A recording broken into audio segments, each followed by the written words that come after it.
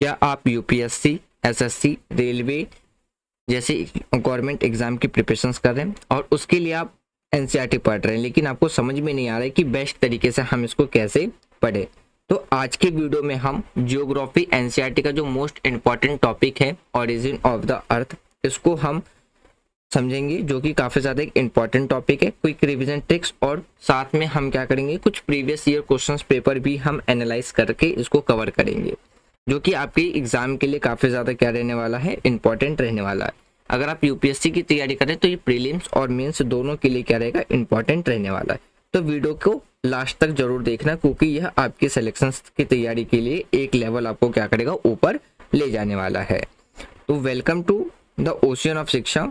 यहाँ आपको एनसीईआरटी बहुत ही आसान तरीके से एक्सप्लेनेशंस के साथ most important question, MCQ question, previous year question with analysis और एग्जाम ओरिएंटेड जो स्टडी स्ट्रेटजीज है वो आपको मिलेगा, जो आपके प्रिपरेशंस के लिए जो आपके प्रिपरेशंस को और भी ज़्यादा क्या कर देगा, स्ट्रॉन्ग बना देगा। तो आज के वीडियो में हम क्या डिस्कस करेंगे, ओरिजिन ऑफ द अर्थ। इसको हम दो पार्ट में डिस्कस करेंगे, ताकि हम शॉर्ट में डिस्कस करेंगे, जिससे आपको क्या है कि इजी वे में हम समझ सकेंगे। तो आज हमारा पार्ट 1 रहने वाला है। तो पार्ट 1 में हम क्या क्या डिस्कस करेंगे, सबसे पहले हम बात करेंगे बिग बैंग थ्योरी क्या है, ये कैसे बना। उसके बाद हम बात करेंगे कि हमारा जो आज के टाइम पे जो गैलेक्सी है वो कैसे फैलता जा रहा है। फिर हम बात करेंगे किसके बारे में, हमारी जो गैलेक्सी है उसका निर्माण कैसे हुआ, मून और जो सन है, मून सन और हमारा जो अर्थ है वो कैसे बना। इन सब टॉपिक को आज हम कवर करने वाले हैं। तो चलिए स्टार्ट करते हैं अपना आज का डिस्कशन। तो देखिए, हमारा जो सबसे पहला टॉपिक है ना, ओरिजिन ऑफ द यूनिवर्स। हमारे यूनिवर्स का जो ओरिजिन है वो कैसे हुआ, तो इसमें सबसे पहले आता है हमारा बिग बैंग थ्योरी।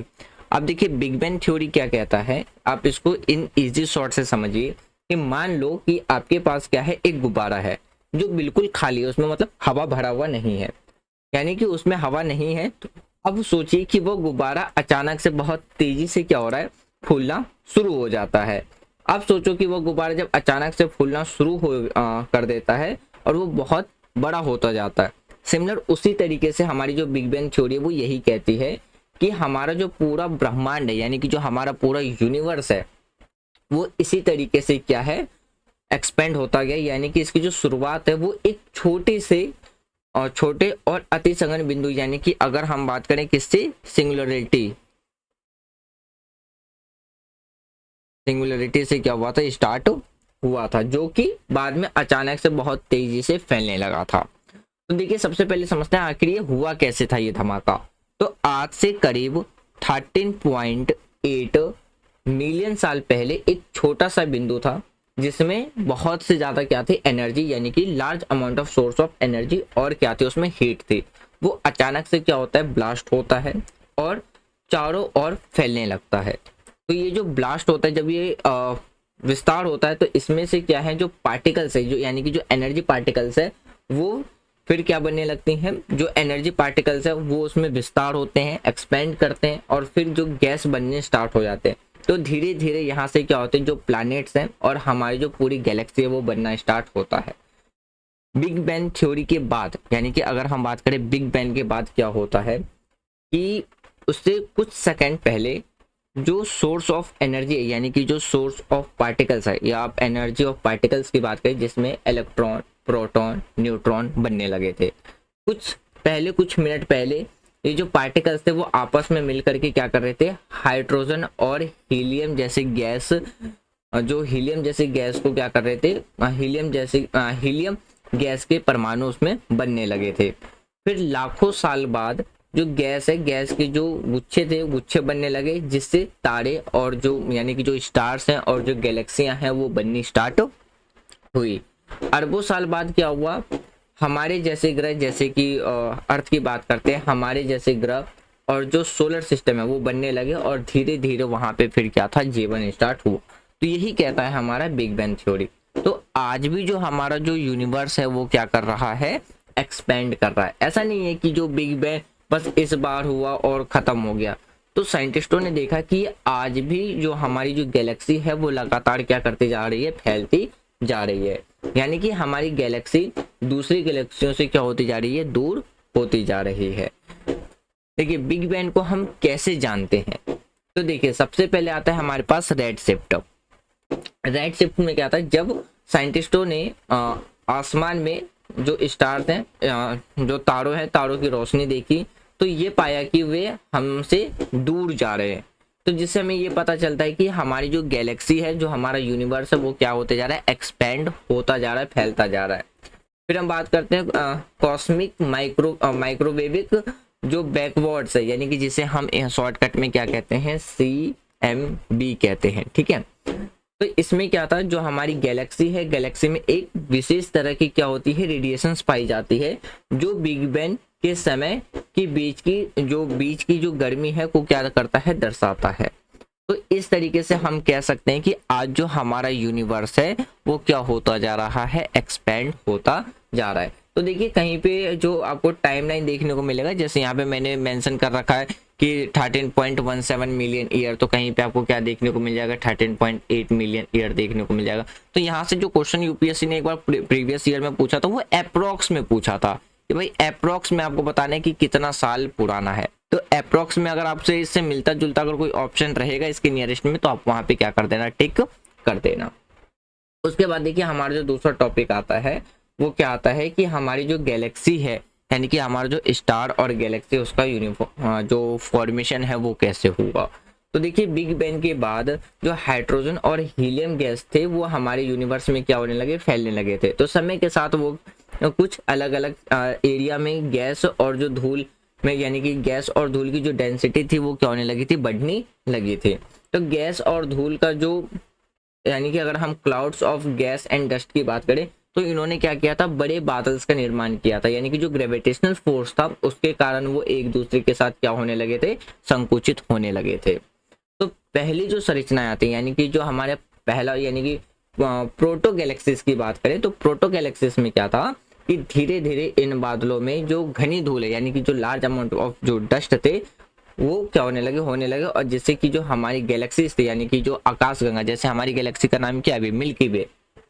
तो जो हमारी गैलेक्सी वे थी उसकी शुरुआती जो स्ट्रक्चर था वो क्या हुआ था, बनना स्टार्ट हो गया था। उसके बाद देखिए अर्ली गैलेक्सी की बात करते हैं। अर्ली गैलेक्सी यानी कि पहली गैलेक्सी, तो इसमें इसकी जो स्ट्रक्चर्स थे, इसकी जो संरचनाओं में क्या थे, हजारों लाखों जो स्टार्स थे वो बनने लगे, जिससे जिससे हमारा क्या बनने लगा था, गैलेक्सी बनना स्टार्ट हो गया था। गैलेक्सी इवोल्यूशंस की बात करते हैं, तो धीरे धीरे जो छोटे छोटे जो गैलेक्सीज थे वो आपस में मिलने लगे और क्या फॉर्मेशंस करने लगे, एक बड़ी गैलेक्सी का फॉर्मेशंस करने लगे। तो जिसको आज हम क्या कहते हैं, जो हमारी गैलेक्सी है, हमारी गैलेक्सी का क्या नाम है, तो मिल्की वे गैलेक्सी आपको देखने को मिलेगा। यानी कि छोटे छोटे गैलेक्सीज मिलकर के क्या होने लगे थे, एक बड़ी गैलेक्सी का फॉर्मेशन उन्होंने किया था। अब हमारे पास दूसरा टॉपिक आता है फॉर्मेशन ऑफ सोलर सिस्टम। देखिए जिसमें हम किसके बारे में बात करेंगे, नेबुलर जो हाइपोथेसिस है, तो यानी कि जो स्टार्स है उसका फॉर्मेशन कैसे हुआ था। तो स्टार फॉर्मेशंस की बात करें ना, तो जो हमारी गैलेक्सी के अंदर में जो ये प्रोसेस था वो छोटे छोटे लेवल पे क्या था, वो दोबारा से होने लगा था। तो जो नेबुला है, तो जिसमें हम गैस और डस्ट के बादल की बात करते हैं, तो किसी रीजन से, जैसे कि अगर हम सुपर नोवा की बात करते हैं, जो सुपर नोवा डिजास्टर विस्फोट हुआ था, यानी कि जो वो फूटा था, तो उसके बाद वो आपस में क्या होने लगे थे, संकुचित, यानी कि एक दूसरे के साथ वो अट्रैक्ट, यानी कि क्लोज पार्टिकल्स जो थे वो क्लोज होने लगे थे। ग्रेविटेशनल जो कोलैप्स था, तो इसमें क्या होने लगे थे, जो कोलैप्स के से क्या थे, जो गैस और जो डस्ट थे वो छोटे टुकड़े इकट्ठे होकर के एक प्रोटो स्टार बनते हैं। फिर अगर हम न्यूक्लियर फ्यूजन की बात करें, फिर उसके बाद क्या था, न्यूक्लियर फ्यूजन स्टार्ट हो गया था, जब सेंट्रल में जो टेम्परेचर था वो 10 मिलियन डिग्री तक जब पहुंच जाता है, तो जो हाइड्रोजन है, हाइड्रोजन परमाणु हीलियम में बदलने लगते हैं, तो जिससे क्या निकलने लगती है, ऊर्जा निकलने लगती है, तब हमारा फॉर्मेशन होता है किसका, स्टार का। तो इस तरीके से एक नए स्टार का क्या होता है, ओरिजिन होता है, जिसे हम क्या कहते हैं, सन कहते हैं। तो जब ये न्यूक्लियर फ्यूजन हुआ, यानी कि जब ये जो रिएक्शंस था जब ये स्थिर हो जाता है, तब एक तारा बनता है जिसमें हमारा क्या आता है, सूरज आता है, यानी कि हम कह सकते हैं तब हमारा क्या बनता है, सूरज बनता है।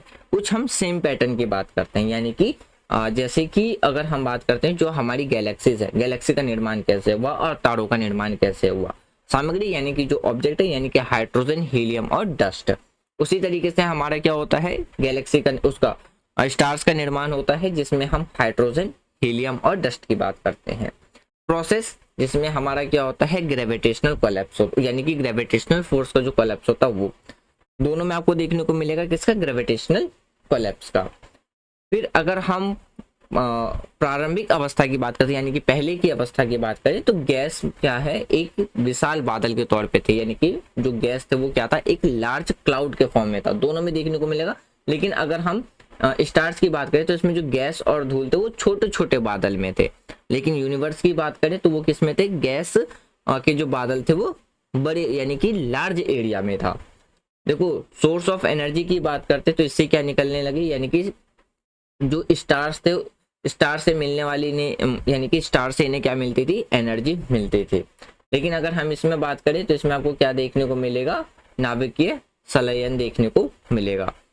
लास्ट स्टेट में बात करें यानी कि जो लास्ट फॉर्म था तो गैलेक्सी जैसे हमारी मिल्की वे बनी और दूसरे वाले में क्या था, हमारा स्टार फॉर्मेशन होने लगा। तो इसलिए स्टार जो हमारे स्टार्स है यानी कि अगर हम तारों की बात करें और जो हमारी गैलेक्सियां हैं यानी कि अगर हम आकाश गंगाओं की बात करें तो इसका जो निर्माण है लगभग एक जैसी प्रक्रिया से ही होता है, जिसे हम कहते हैं बस पैमाना, यानी कि जिसे हम स्केल पे क्या करते हैं, अलग होते हैं एक स्केल पे। उसके बाद देखो हम बात करते हैं, हमारे पास जो अगला टॉपिक है formation of earth and moon, आज का जो हमारा लास्ट टॉपिक रहने वाला है। तो उससे पहले एक छोटी सी और चीज समझिए, जैसे कि अगर हम प्लैनेट की बात करें ना तो प्लैनेट एक होता है हमारा टेरेस्ट्रियल प्लैनेट, दूसरा होता है हमारा जोवियन प्लैनेट। इन दोनों को हम क्या कहते हैं, इसको हम रॉक प्लैनेट भी कहते हैं और इसको हम गैस प्लैनेट भी कहते हैं। इसका रीजन क्या है, जो टेरेस्ट्रियल प्लैनेट होता है वो सॉलिड होता है यानी कि वो रॉक से मिलके बने होते हैं, और जो गैसियस प्लैनेट होता है वो गैस के ही मेनली बने होते हैं। तो आप इसको इनर प्लैनेट भी कह सकते हो और इसको आप क्या कह सकते हो, आउटर प्लैनेट भी कह सकते हो। ये आपने 6th स्टैंडर्ड की ज्योग्राफी में पढ़ा होगा। तो देखिए जो हमारे टेरेस्ट्रियल प्लैनेट है, एग्जांपल जैसे मर्क्यूरी, वीनस, अर्थ, मार्स, ये सारे हमारे क्या है, इनर प्लैनेट या टेरेस्ट्रियल प्लैनेट है। ये किसके फॉर्म से बने, ये बने हुए हैं रॉक्स के यानी कि पत्थर के बने हुए हैं।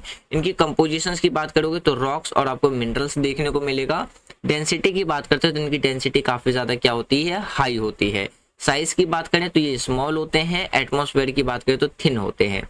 यही चीज अगर हम गैस प्लैनेट की बात करें तो ये जिसे हम और किस नाम से जानते हैं, आउटर प्लैनेट के नाम से जानते हैं। तो जैसे हमारा जुपिटर, स्टेनर, यूरेनस, नेपच्यून, ये आपको क्या देखने को मिलेगा, गैस प्लैनेट देखने को मिलेगा। कंपोजिशंस की बात करते हैं, गैस के बने हुए, मेनली हाइड्रोजन और हीलियम गैस के ये बने हुए। इनकी डेंसिटी काफी लो होती है, साइज में बड़े होते हैं और इनका जो एटमॉस्फेयर होता है वो काफी ज्यादा क्या होता है, थिक होता है। अगर आपसे पूछता है कि आप मुझे टेरेस्ट्रियल और जोवियन प्लैनेट्स में डिफरेंट बताइए तो आप ये सारे डिफरेंस वहां पे बता सकते हैं। तो देखिए अब हमारा जो लास्ट टॉपिक है आज की क्लास का, बाकी के जो 3 टॉपिक रह जाते हैं उसको हम नेक्स्ट क्लास में डिस्कस करेंगे कि अब हमारी पृथ्वी का जन्म कैसे हुआ, यानी कि हमारी जो पृथ्वी है वो कैसे बनी। तो हमारी पृथ्वी और जो चंद्रमा है यानी कि जो मून है उसका जो ओरिजिन हुआ वो आज से करीबन 4.5 मिलियन ईयर एगो यानी कि आज से 4.6 अरब साल पहले हुआ था। यह जो प्रोसेस था वो हमारे सौर मंडल के बनने के बाद हुआ था, यानी कि सौर मंडल बनने के दौरान हुई थी, जिसे हम नेबुलर थ्योरी या हम जिसे हम या तो नेबुलर थ्योरी के नाम से या हम जायंट इम्पैक्ट थ्योरी से भी हम क्या करते हैं, इसको समझाया जा सकता है। सबसे पहले हम बात करते हैं पृथ्वी का निर्माण कैसे हुआ, फॉर्मेशन ऑफ अर्थ। तो जो हम formation of the solar system की बात करें तो हमारा जो सोलर सिस्टम है वो क्या था, एक जो विशाल गैस और धूल के बादल थे, जिसमें हम क्या कहते हैं, वो किससे बना हुआ था, सोलर नेबुला से बना था। ग्रेविटी के कारण ये बादल एक दूसरे के साथ कोलैप्स हुए और क्या हुआ था, इनका जो एक सेंट्रल है वो क्या बन गया था, वो सन बन गया। तो सेंट्रल क्या बन गया, सन बन गया, जिसे आज हम क्या कहते हैं, मतलब सन जो हमारे लिए एक स्टार है। अब स्टार की डेफिनेशन आप कह सकते हो कि जिसकी खुद की अपनी खुद की हीट और लाइट होते हैं वो हमारे लिए क्या है, स्टार है। तो ग्रेविटी की वजह से जो बादल है वो कोलैप्स होते हैं और इसका जो सेंट्रल है वो कौन बन जाता है, सन बन जाता है। तो बचे हुए जो डस्ट और जो गैस थे वो छोटे छोटे टुकड़ों में आपस में क्या होने लगे थे, जुड़ने लगे थे, और जिससे हमारा क्या हुआ था, प्लानिट का फॉर्मेशन हुआ था। तो पृथ्वी का फॉर्मेशन कैसे हुआ, तो देखिए सबसे पहले अगर फॉर्मेशन ऑफ प्रोटो अर्थ की बात करते हैं तो इसमें सबसे पहले आता है हमारा accretion process. Accretion ACCRETION process. अब इसका मतलब क्या होता है, इसका मतलब होता है ग्रहों के टकराव, यानी कि जो प्लैनेट थे वो आपस में एक दूसरे के साथ क्या हो रहे थे, टकरा रहे थे। तो जो छोटे छोटे जो प्लांटेस मेल्स थे, यानी कि जो छोटे छोटे पिंड थे वो आपस में क्या हो रहे थे, टकरा रहे थे, और टकरा करके एक बड़ा पिंड बना रहे थे, तो जिसे हम प्रोटो पृथ्वी यानी कि प्रोटो अर्थ के नाम से जानते हैं। उसके बाद आता है मोल्टेन अर्थ। मोल्टेन अर्थ का मतलब है पिघलती धरती। ये वो स्टेज था जहाँ पे जो अर्थ है, अर्थ की जो टेम्परेचर थी वो काफी ज्यादा थी। तो लगातार टकराव और जो रेडियो और धार्मिक जो एलिमेंट्स थे जिसके कारण क्या था, ये जो पिंड था वो क्या होता है, यानी कि जो हमारा जो अर्थ था वो क्या था, मोल्टेन था। तो जिसकी वजह से हमारे अर्थ की जो टेम्परेचर थी वो काफी ज्यादा हाई थी। तो डिफ्रेंसिएशन फिर आता है हमारे पास डिफ्रेंसिएशन प्रोसेस, यानी कि इसमें हम बात करें तो जो तत्व थे उनका विभाजन होने लगा था। तो भारी तत्व जैसे कि अगर हम लोहा या निकल की बात करें तो नीचे जाकर के क्या बनते हैं, कोर बनते हैं। तो आज भी जो कोर है वो आपको क्या देखने को मिलेगा, मोल्टन फॉर्म में देखने को मिलेगा, पिघले हुए फॉर्म में देखने को मिलेगा। तो और जो हल्के तत्व थे जैसे कि सिलिकेट, तो ऊपरी परत बना करके क्या बनाते हैं, वो क्रस्ट बनाते हैं। तो इस तरीके से हमारे अर्थ का क्या फॉर्मेशन हुआ, पहले कोर फॉर्मेशन हुआ, फिर जाकर के क्या होता है, क्रस्ट फॉर्म होता है। फिर अगर हम बात करते हैं जो हमारा एटमॉस्फेयर है और जो ओशियंस है वो बनने स्टार्ट होते हैं। तो जो ज्वालामुखी फटते, जैसे ज्वालामुखी से जो गैस निकलते हैं वो वायुमंडल में पहुंचते हैं, यानी कि वो वायुमंडल एटमॉस्फेयर का फॉर्मेशन करते हैं। और जो धूमकेताओं से क्या होता है, पानी आता है। तो जिससे कि क्या होते हैं, जब वो पानी यानी कि आइस के फॉर्म में आते हैं, जब वो मेल्ट होते हैं तो वो क्या बनता है, हमारा महासागर यानी कि ओशन बनने स्टार्ट होते हैं। तो इस तरह लाखों साल तक का, लाखों वर्ष तक क्या होता है, विकास होने के बाद पृथ्वी ठंडी होती है और वहां पे धीरे धीरे जो लाइफ है, जीवन है, वो क्या होते हैं, यानी कि जीवन के लिए वो सुटेबल होना स्टार्ट हो जाता है। फिर धीरे धीरे हमारी धरती पे क्या होने लगती है, लाइफ आनी स्टार्ट हो जाती है।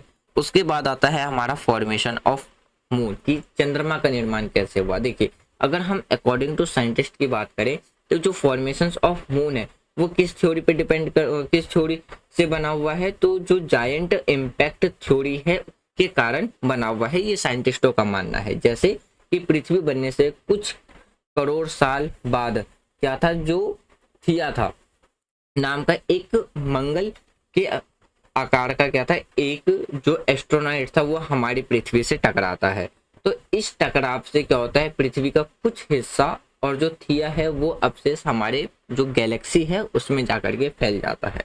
तो इस तरीके से क्या होता है, फिर ग्रेविटेशनल फोर्स की वजह से वो जितने भी जो मटेरियल्स थे वो आपस में एक दूसरे के साथ जुड़ने स्टार्ट हो जाते हैं। जैसे ही वो इकट्ठा होते हैं तो वो क्या बनाते हैं, एक बड़े से ऑब्जेक्ट यानी कि गोल ऑब्जेक्ट बनाते हैं।